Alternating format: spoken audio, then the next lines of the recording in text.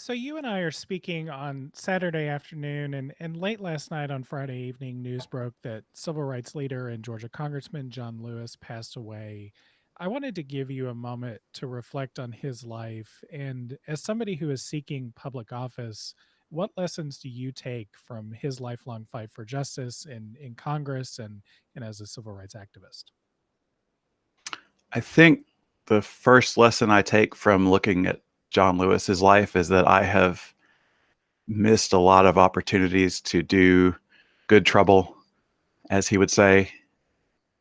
And, most of us have, because it's easy to just go along to get along.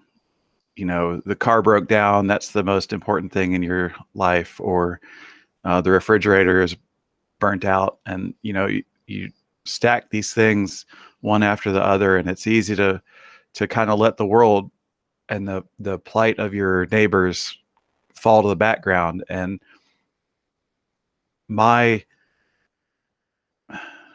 my evaluation, I guess, or my experience watching John Lewis was that he never stopped thinking about his neighbors. That was always on the front of his mind. What can I do to make my brothers and sisters' lives better?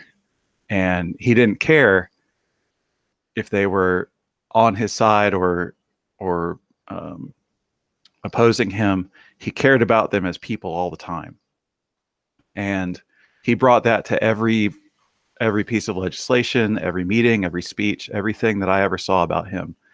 And it's when I first moved to college to Georgia, we lived in College Park for 10 years, and it was one of the bright spots on my going to the ballot box was seeing John Lewis's name on the ballot and voting for him, because it like I said, I have not served the public, and at this point in my life I don't really have a chance to serve the public in the way that John Lewis did.